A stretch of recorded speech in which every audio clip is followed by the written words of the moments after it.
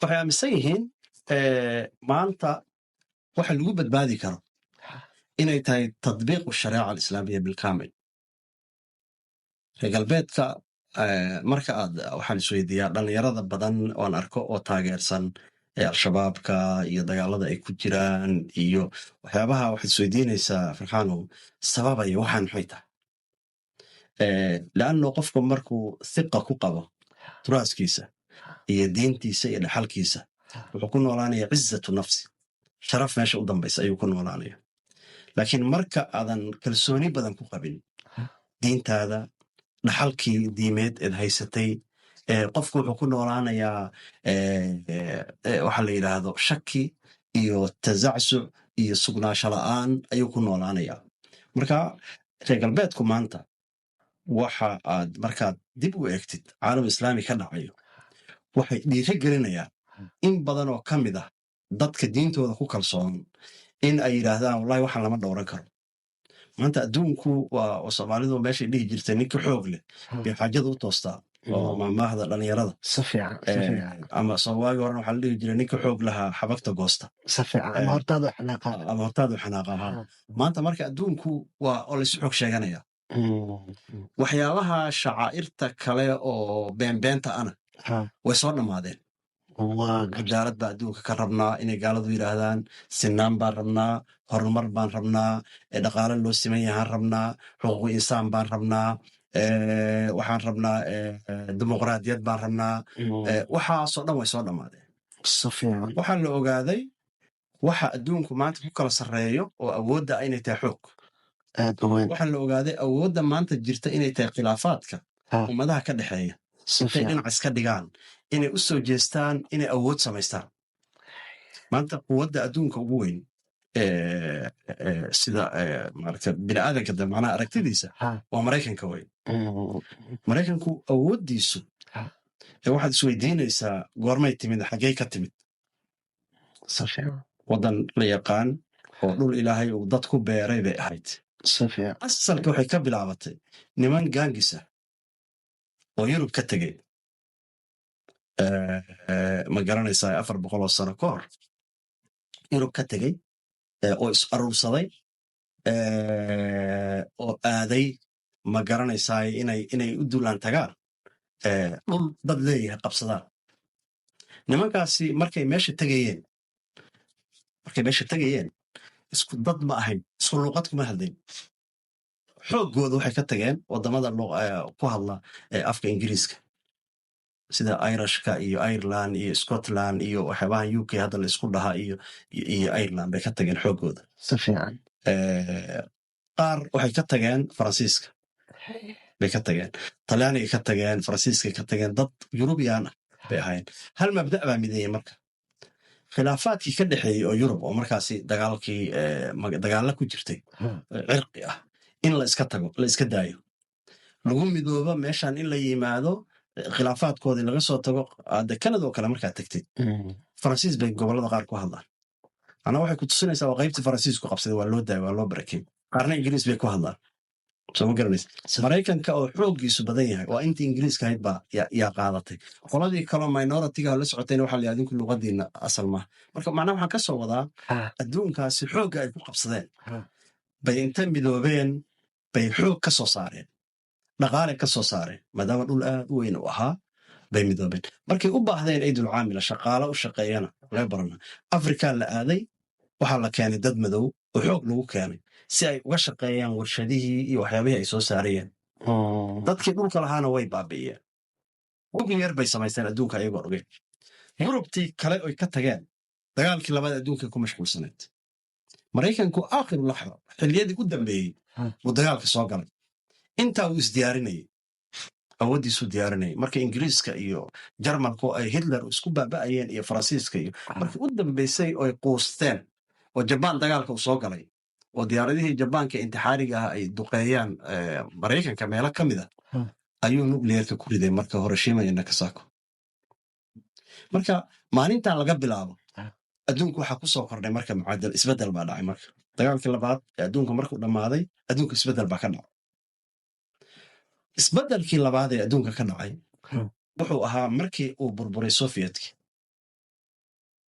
sovietka wuxuu burburay 1993 meelahaas si fiican burburkii sovietka isbedel baa yimid marka kadib maxaa isbedelay oo noogu soo xigay burburka sovietka waxaa soo xigay dagaaladii 11 September iyo dagaalkii khaliijka ka dhaca duulaan lagu qaaday mar kale wadamadii muslimiinta ciraaq baa la burburiyey kadib waxaa la burburiyey afghanistan kadib syria dagaalo laga rogay maanaa dhinacaasaa baashi yaa loo soo rogay isbedel baa dhacay isbedelka afraad ama shanaad oo dhacay waa kii ka dhacay ruushka iyo qoladan ukraine hadda ka dhacay mar kasta hadda isbedel kalaa soo socda marka waa dagaalkii qasda ka socda wuxuu hordhac u yahay isbedel lagu samaynayo juqrafically mandiqada adduunka isbedelada ka dhacaya mar walba wax ugu badanoo raad ku yeesha ama dhibbay u geystaan waa dadka tabarta daran oo ay muslimiinta ku jiraan saano waa taynu hore u sheegno ninka xoog le asagu xaaladiis waa u toosan tahay meeshaas marka macnaha waxaan ka wadnaa xiriir marka waxay la leedahay ururadan dagaalamaya ee islaamiyiinta ah maxay u dagaalamayaan waddada ay ku dagaalamayaan iyo say u socdaanna ma tahay waddo ceel tegaysa anaa waxaan ka wadaa ma lagu guulaysan karaa tusaale ahaan ururaha hadda soomaaliya ka dagaalamaya qolada daacish waa iska daynaynaa hawsheeda laakiin xarakatul waa dayn doonaa waxaan ka wadnaa dib aan dhiganaynaa shabaab badiil ma u noqon karaan xalka soomaaliya qayb ma ka noqon karaa strategically yaa diidan su-aalahan isweydiinaynay ka mid tahay in shabaab iyo dowladdu ay heshiyaan maxaa hortaagan yaa diidan marka marka su-aasha ayaana ka hordhicin culamada marka saasaan u kala qaybinaynaa qoladani suufiyada caqiida ahaan bay ku diidan yihiin shabaab salafiyadu qolada salafiyiinta ah waxay ku diidan yihiin qaabka dacwada salafiga loo wadayo waxaa lagu gaabsanayaa dacwada iyo masaajida iyo kitaabada iyo akhrinta leanna mucaskaraadkii ay lahaayeen alitixaadku gobolada ay ku yaaleen waxaa u dambeysay mucaskarkii ka furnaa gobolka gado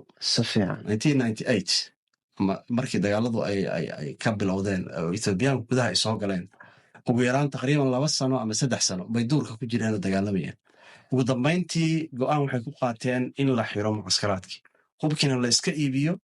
dibna loogu noqdo dacwadii iyo masaajidii iyo halkaas maalintaasay marka waxay ka baxeen inay noqdaan urur hubaysan oo waxay noqdeen urur dacwi ay noqdeen marka aragtidaasay qabaan marka way diidan yihiin in hubka la qaato manaha laakiin wax kaloo caqiide ah oy ku kala duwan yihiin ma jirto waa laga yaaba mararka qaar akhtaa fardi ah ama dhacdooyin dhaca dad la dilay oo kale iyo inay yidhaahdaan arrintaani waa shareecadii bay kasoo horjeedaa oo qaladaad dhacay maasantaa sheekh maxamed marka haddaan ku weydiiyo dowladda soomaaliya iyo beesha caalamka dhowr jeer ayay isku dayeen in ay wadahadal la sameeyaan al-shabaab ama heshiis ay la galaan maxaa keenay in heshiiska lagu guulaysan waayo yaa hortaagan heshiiska waa su-aal meesha ku jirta in la isweydiiyo waxaan oran karaa in la heshiiyo waxaa hortaagan cidda aysan dan ugu jirin in la heshiiyo waxaa hortaagan cidda diidan dowladnimada soomaaliya inay soomaaliya dowlad noqoto cidda diidan ayaa hortaagan waxaa hortaagan ajandayaasha khaarijiga ama faragelinta dibadda ayaa hortaagan waxaan aaminsanahay haddii uusan jiri lahayn faragelin dibadda ah in soomaalidu ay heshiin lahaayeen shabaabka iyo dowladdu ay nooca maa wax ku heshiin lahaayeen maxaa yeelay aragtida ah in la heshiiyo marka dhinaca shabaabka oo kale laga hadlay diinta islaamku ma mamnuucayso in la heshiiyo oo gaalo lala heshiiyo baa qur-aan ku soo aroortay rasuulxul xudaybiya nabi maxamed sala allahu alay wasalam kufaartii quraysh wuxuu kula heshiiyey xabad joojin iyo heshiis weliba qaraaraa markaasi oo dhigayay dadka ka yimaada dhinacan gaalada ee muslimiinta u yimaada in la soo celiyo muslimiinta lagu celiyo dadka muslimiinta ka tagae gaalada u tagana aan la soo celinin macnaa waa heshiis aad u qaraar buu muslimiinta ku ah سفيان laakiin way ku heshiyeen macnaha anugu ma oranayo kuwaanaa gaala iyo kuwaanaa muslima سفيان dad muslimiina way kulligood macnaha dad gaala ah iyo dad muslimiina baa heshiiyey sulxul xudaybiya marka dad daa'iradii islaamka ku wada jira ها إنه هشين inay ويا heshiin waayaan ها haddii dhexdooda aysan wax kale ku jirin ها uma malaynayo inay labadaba ku culus tahay ما أنا كوفها ماشي محمد kuma cusla ma dhamayo سفيان هاي marka yaa hortaagan waxaan nidhi waxaa hortaagan ها cidda diidan ها dowladnimada سفيان ma fahamtid سفيان ciddaa ayay tahay marka هاي ciddaasaa u baahan yay tahay in la dhaho هاي ciddaasi waxa ugu weyn ها oy tahay waa dadka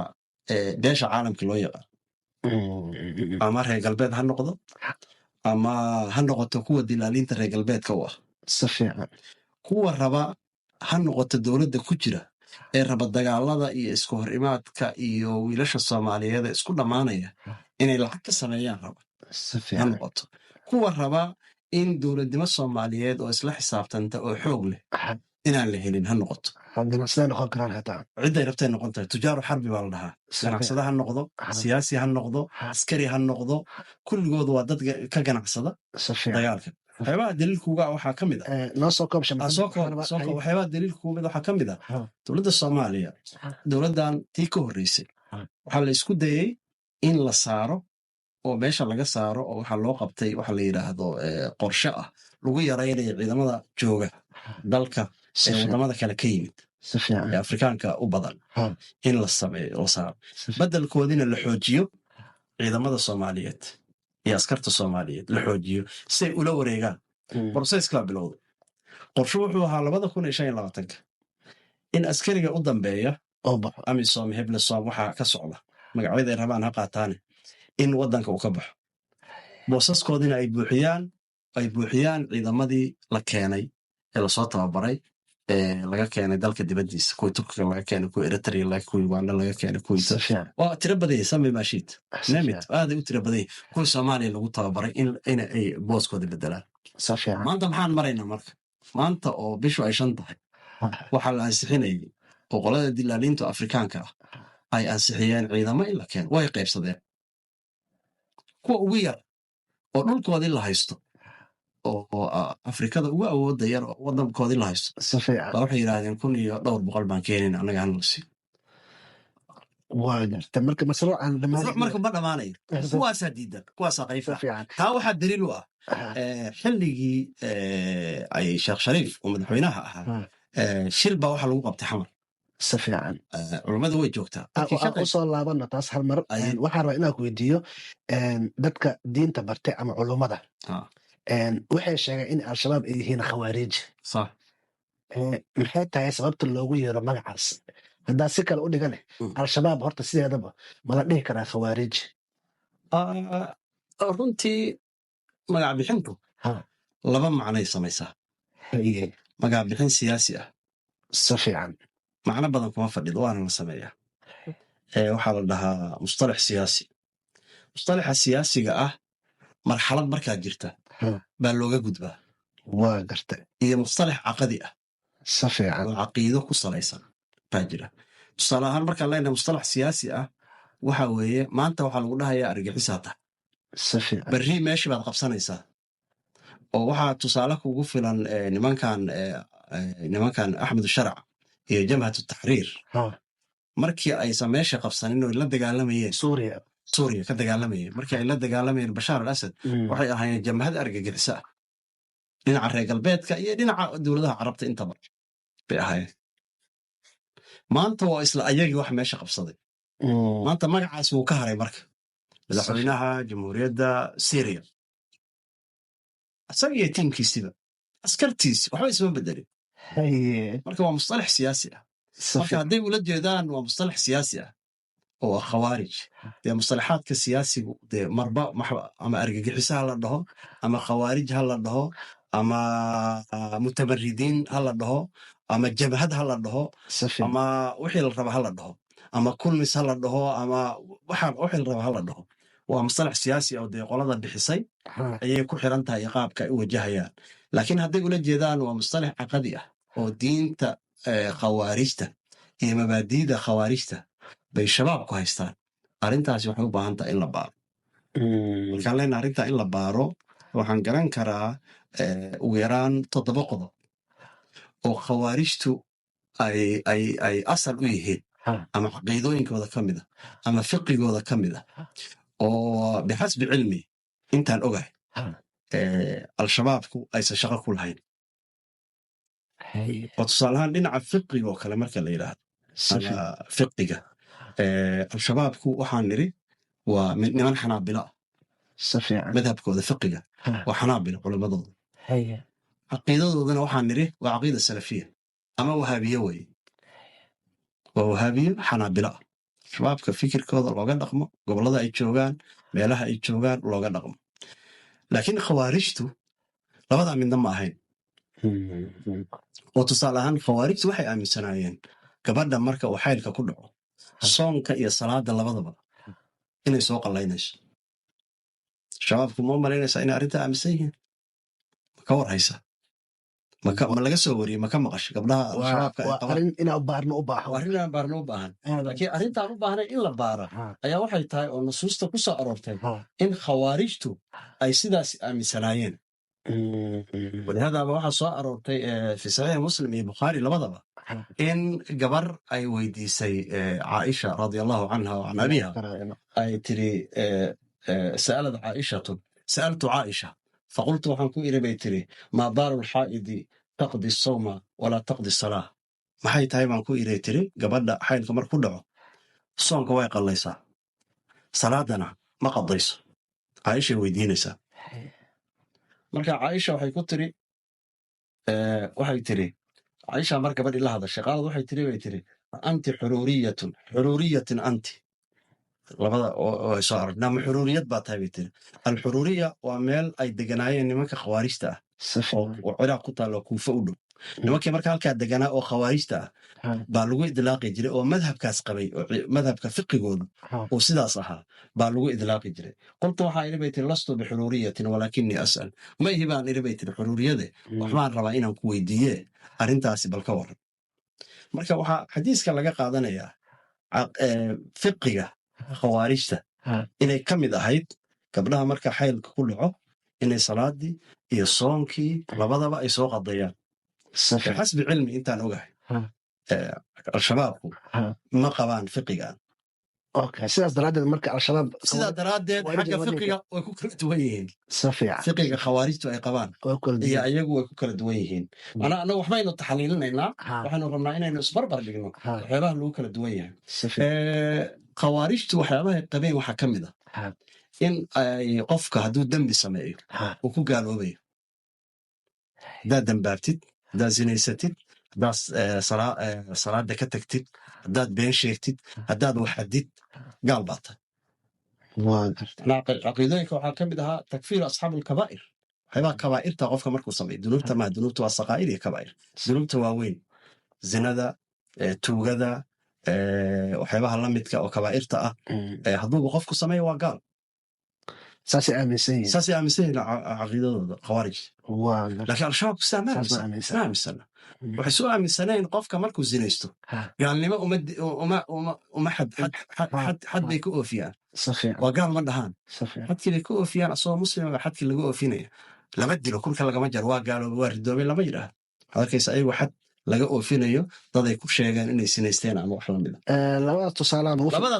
waa badin karnaa tusaalooyinka laba kalaan ku daray aad muhiim u ah waxaa muhiim ah khawaarijtu waxay aaminsanaayeen cuthmaan bin cafaan radia allahu canhu iyo cali bin abi aalib labadaba inay gaala yihiin cali bin abi aalib inuu gaal ah cuthmaanna uu gaal ahaa bay aaminsanaayeen beri bayna ka ahaayeen soo ma jeedi bal ayagaaba dilayba shabaab marka ma aaminsana taas shabaab ma aaminsana saxaabada nabiga sala allahu alay wasalam iyo nimanka leeyahay khulafaa uraashidiin alarbaca ma aaminsana inay gaala yihiin waxay u aaminsan yihiin inuu ahaa amiirkii koowaad amiirkii labaad amiirkii saddexaad khulafaa alarbaca bay aaminsan yihiin midaan raba inaan ku soo waxeeyo waxaa ka mid ah waxyaabaha khatarta ah oo ay aaminsanaayeen waxaa ka mid ah khawaarijtu inay qur-aanka qaar inkirsanaayeen sida ay soo warinayaan culamaa u siyarka suuratu yuusuf oo kale waxay aaminsaneen khawaarijtu in qur-aanka laga saaro ama aysan ka mid ahayn waxayna oran jireen qur-aanka suurtagal ma aha qiso jacayl ka sheekaynaysa inuu kusoo dhex daro naag baa nebi jeclaatay nebi yuusuf uu ka cararay waa lasoo qabtay xabsi baa fariiba iska jarjartay qisada dee nebi yuusuf way badan tahay laakiin qaybtaasi ka sheekaynaysa imraatulcasiis bay suuraddii oo dhan darteed iyo qur-aankii oo dhan ba idhaha looga saaro qofkuna hadduu aayad ama suurad ama aayad qur-aan ka mida inkiro dee waa khaarij can alislaam qur-aankii hadduu qur-aanka inkiro marka dhinacaasi marka laga fiiriyo waxaad oran kartaa marka ma jirto caqiido kulminaysa waa taan niri caqiidadooda nimankan waa caqiidatu asalafiya madhabka ay haystaanna waa madhab alxanaabila fiqiga ay haystaanna waa fiqi alxanaabila oo salaada iyo tahaarada iyo weysada iyo kulli markaad fiiriso waa saas sheekh maxamed aada u mahadsan tahay adoo noo soo koobaya marka waxaan rabnaa inaan ku weydiino wareysigan waa noo gabagaba waxaa la sheegaa dhalinyarada ugu badan shabaab inay ka imaadaan dhinacaas iyo waqooyiga soomaaliya haddaa si kale u dhigo somalilan ayay ka imaadaan al-shabaab dhalinyarada ugu badan maxaa sababi karta intaas horta ugu badan dee ixsaa'iyaadkaas iyo tirakoobkaas cidda samaysay inay ugu badan yihiin waa sida la sheego waa sida la sheego maxaa keeni kara marka qofka marka wax iska sheego qof kasta waxba sheegi karaa ma ogtahay laakiin daliil inuu ku daraa fiican waa jirtaa hadda ninkii al-shabaab ugu weynaayo oo kale hadda oo maraykanka uu dilay wuxuu ahay somaliland oo ku imaaday labada abwaan hadda ugu dambeysaba la sheegi karo abwaan nageeye iyo abwaankii kale oo ugu dambeeyey somaliland ay ka imaadeen fikirka noocaas ah ee dadka isla dhex marayaan maxay tahay isleedahay waxaan isleeyahay waxaa fiican dadku waa dad waaweyn ma ogtahay caqlina waa la leeyahay waxna waa la bartay hadda waxaad ii sheegtay dad aan farahayga ka badnayn markii la tiri oo naqaano waaweyn ninkii la dilay ninka hadda hebel awaannageeye hebelka ninka gagabi jiray muxuu magaciisa abwaaniinta adiga dadka ugu laba ilaa 3 abwaan marka dadkaasi horta farahayga kama badna wasweydiinina marka boqolkiiba intay ka yihiin al-shabaab dadka noocaas shabaab qiyaastaada ama qof kastoo soomaaliya markaad weydiiso wuxuu qiyaasayaa al-shabaab iyo taageerayaashooda marka la isku daro adu macal askartooda xaasaskooda marka la isku daro 10,000 inay ka badan yihiin haddiiba la yareeyo haddii la yareeyo 10,000 marka 10% intay ka yihiin 10 qof ila dadkan waxay tirinayaan waa 10 qof kama badna soo tiriya dheh hebel iyo hebel marka ixsaa'iyaadka marka la sheegaya marka ama tirakoob marka la sheegay laguma dul dhiso fiiri qofka waa caan iyo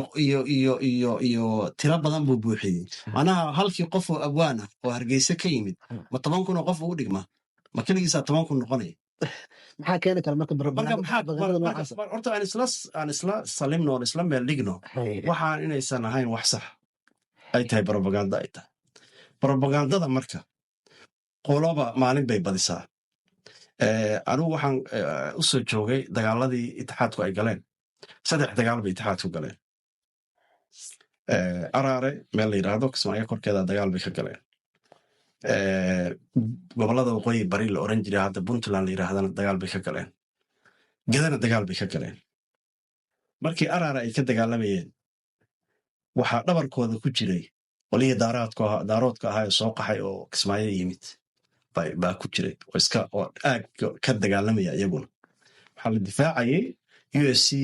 oo duulaan ku ahayd kismaayo USC-da iyo dadka la socdaay waxay gadayeen al-itixaadku inay yihiin daarood way difaacayaan nimankii haraadiga ahaa oo siyaad bare la socon markii taas laga soo gudbay oo dagaalada waqooyi galbeed ay ka dhaceen ama waqooyi bari ay ka dhaceen aridhaahdeen waxaa hogaaminayay ama hogaamiyaasha dagaalka ku jira itixaadka ugu waaweynaa waxaa ka mid ah xasan daahir aweys laakiin waxaa suurtagal ah tirada dadka dhalinyarada ee dagaalka ku jirta ama faytoriska inuu aada u yaraayeen ee ka yimid gobolada dhexe ama qabiilkiisa ama hawiyeba aan dhahno afkan ku balaarin aad inay u yaraayeen dadka faytoriska oo dagaalamay iyo xitaa hogaamiyaashu ay ku yaraayeen hawiyaha laakiin nimankii SSDF oo marka al-itixaadka la dagaalamayay waxay gadayeen fikrada xasan daahir aweys iyo waxaa isku xiran generaal caydiid oo xasan daahirna waxaa lagu yiri gobolada waqooyi bari qabo ay diidnaa inuu yimaado boosaaso iyo dhulka ama inuu yimaado ilaa gaalkacyo ninkaana halkaa uu qabto kadibna dowladda USC ay leedahay ama hawiye leeyahay dhulkeenna ay qabsadaan marka marka fikrad noocaasaa la gaday UNC aa nagu soo duulay USC baa nagu soo duushay camal ama reer hebel baa nagu soo duulay baa la gadayay geda sidoo kale geda markii dagaaladu ay ka dhaceen oo ethoobiyaanku ay yimaadeen dad aan aad u tira badnayn boqolaal ah hadday bataan ama boqolba iska dheh oo dhallinyaro u badan baa waxay ka soo gurmadeen xamar way u yimaadeen bal dadka amxaarada waddanka kusoo duushay inay ka difaacaan waxaa reegadoodka qoladoodii amxaarada la socotay ay suuqa soo geliyeen hawiya xamar ka yimid oo rabo gobolka geda inuu qabsado oo xasan daahir baa yimid oo fikraddiisi uu ku fashilmay oo gobollada waqooyi bari ka socon weyday buu rabaa hadda geda inuu ka qabsado oo luuq iyo buulaxaawa iyo ka qabsado waa laga yaaba dad ayaga usoo gurmaday inay ta aragti ah inay jiri karta marka fikradahani marka baryaha social mediaha ka socda ee ah gobollada hawiyaha al-shabaabku haystaan waxba kama jiraan gobolada hawiyaha keliya ma haystaan al-shabaabku waxay haystaan jubbooyinka jubbada dhexe haystaan waxay haystaan jubbada hoose meelo ka mid a gobolka gedo meelo ka mid a bay iyo bakool meelo ka mid a intaasiba ma ahan gobollo way degi karaan hawiye laakiin ay majority ku yihiin hawiye ma aha waa looga majoritisan yahin ama daarood baa majority ku ah gobollada qaarkoodna digil iyo marifle ayaa majority ku ah intaba way haystaan marka fikradaha marka noocaas waxba ma soo kordhinayaan ee dacaayaadka ah laakiin waxaa la rabaa qofka soomaaliga ah ee maanta dee awoodba u leh inuu fikrad curiyo oo u keeno ma og tahay waxaa la rabaa inuu ka fakiro maxaa xal ah tusaale ahaan inuu ka fakiro dowladda soomaaliya iyo su-aasha haddaa ay weydiinaysay oo ahayd al-shabaab ma la heshiisiin karaa ma la isu keeni karaa maxay soo kordhinaysaa haddii la yidhahda nimankan waa khawaarij ee dalka ha laga saaro maxay soo kordhinaysaa waa inuu ka fakiro waa inuu ka fakiro uu yidhaahdo dadka soomaaliyeed maslaxad ma ugu jirtaa dowladda xasan sheekh iyo qaabka hadda waxu wada waxaan dhihi karnaa dalku waa fooseel waa deeq waxaa lala xiriirayaa maraykan oo waraaqa loo diraya le deked hebel baan ku siiyey meel hebel baan ku siiyey kaala iyo imow waxaa meesha laga saaray ciidamadii formalka ahaa ee dowladdu ay lahayd meeshay laga saaray waxaa la sameeyey ciidamo beeleedyo baa la sameeyey macawisley magaca rabta u bixi macawis iyo surwaal iyo shaati waxaa rabta u bixi waa ciidamo beeleedyo wey waa qabaa'il maba laga xishoonayo waa qabaa'il marka badiil ma u noqon karaan qaran jira oo soomaaliyeed waxaan isweydiinayna qaran jira oo soomaaliyeed ma lagu bixi karaa qofka marka wuxuu isweydiinayaa qoladan dagaalamaysa ma qaran jiro oo soomaaliyeedba mise waa reero meel ka dagaalamaya marka waxaan isleeyahay waxaa lagama maarmaana dadka soomaaliyeed maxamed aad iyo aad ayaa u mahadsan tahay wareysigeena halkaas ayuu nagu ekaa waana sii wadi doonaa barnaamijkan aan ku taxliilinayno urur diimeedyada dalka ka jiro aada u mahadsan tahay maxamed adigaa mudan